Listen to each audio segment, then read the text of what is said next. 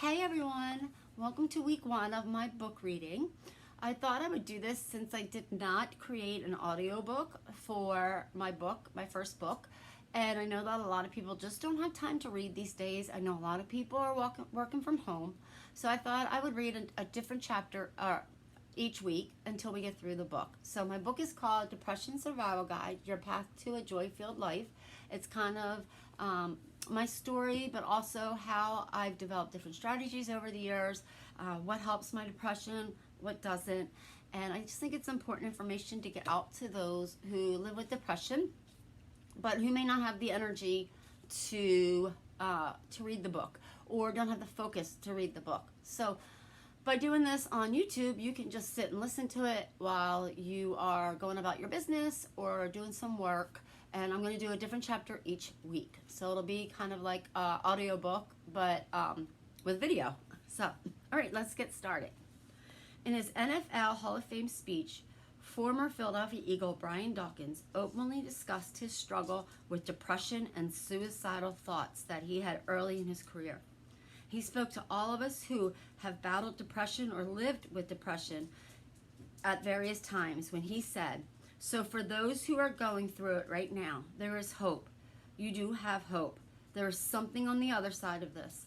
Don't be caught up where you are. Don't stay where you are. Keep moving. Keep pushing through." His words made me tear up because they are so accurate and powerful. At the end of the day, I think we can all agree that depression sucks. Really sucks. Like down to your bones, hurts your heart and soul, kind of sucks. For some, depression is a passing phase, a single episode that goes away, never to return after it is addressed and treated. For others, myself included, it is like an unwanted house guest that comes for a visit unannounced and overstays their welcome. When it finally moves on, you hope it never comes to visit again, yet it almost always does. So how do we manage this health issue that can flare up at any time without much notice? I mean, it's not like depression is going to text or call you and let you know when they are about to stop by for a visit. It would be so much easier if it did. Even so, it doesn't mean we can't still prepare ourselves so we are better equipped to deal with it when it appears. The more we know about depression, the more we can understand, and the better we can develop coping mechanisms and strategies to face it head on and continue to conquer it. I have been living with unwanted guests of depression since I was 15, and honestly, most likely since I was even younger. I am quickly closing in on my 50th birthday as I write this book. So that is 35 years of experience of learning how to manage and continue to live my life to the fullest, despite my depression battles.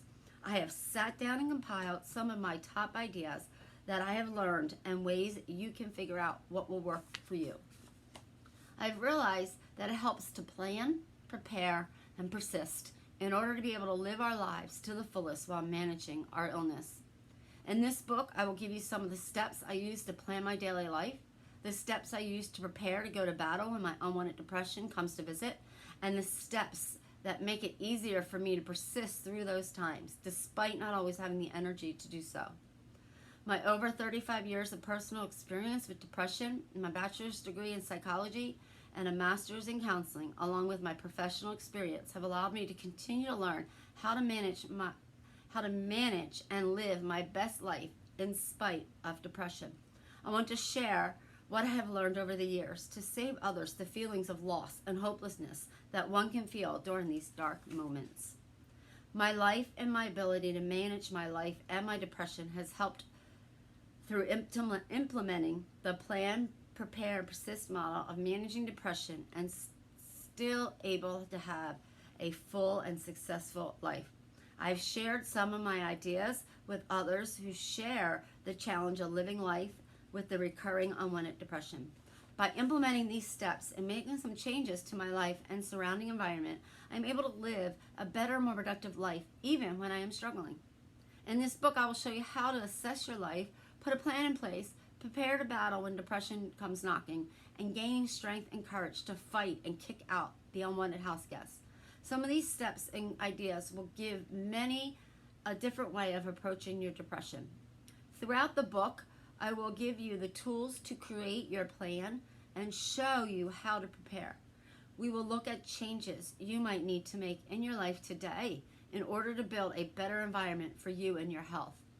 I've compiled a depression survival guide for my readers that you can download for free on my website at www.ending-stigma-together.com. Go to the My Books tab to find the book. Either print it out or save it to your computer.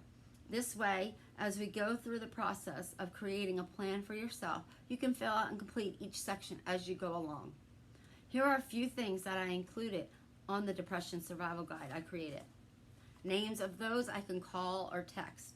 A list of funny shows that I like to watch. I even narrow it down to a season episode of one of my favorite shows, such as The Office. One of the funniest scenes in TV history is season 5, episode 14 on The Office. Check it out. Foods that will make me feel good, and also foods to avoid. Sometimes we will go towards sugar and unhealthy foods. We need a reminder to reach for the fruit. But I have read that dark chocolate is good for your mood, so I have added some of that to my toolbox. We will go through this guide together, and I will share some of the ideas I have on mine. Of course, you are free to add to the guide and make it your own. This is meant to be a guide to help you start to figure out what helps you and develop the habit of writing it down so you're prepared to battle your depression in order to keep it away or restore your upbeat mood as soon as possible. So let's go through the survival guide section by section and discuss each of the areas that can help us in this journey. Hopefully by the end of the book, you will have the resources, strategies, and techniques that help you when you are depressed, all in one place. This will help you and your loved ones to have a better understanding about the different supports that may help you in a time when you are having trouble thinking clearly due to your depression. So don't wait another minute. Let's start making the changes, adding activities, teaching you some new tips and tricks, and giving you planning guides to make sure you are clear on your supports. Are you ready and willing to commit to making some lifestyle changes, trying new things, and preparing ahead for the storm? Let's make life a little easier and empower you to take charge of your health. So that's chapter 1, simple. That Depression Survival Guide is on my website, but I am also going to post a link on this video on my channel for you to get. So next week I will read just chapter 1, which is a little bit more about me and my journey, so you get a sense of who I am and where I've come from and the struggles of my depression and my journey. So I'm hoping that this will be helpful to somebody at some point, because I know sometimes we just don't have the time or the energy to read. So that only took 7 minutes. I'm going to see how it goes. Maybe another week I'll do 2 chapters if they're super short like that first one was. So that is it for today. Trying to keep these relatively short because I know we all don't have a long attention span these days. So I will see you again on Monday with my tips for next week for depression and mental health. Let's end the stigma together. Remember, we are stronger together. Have a great weekend.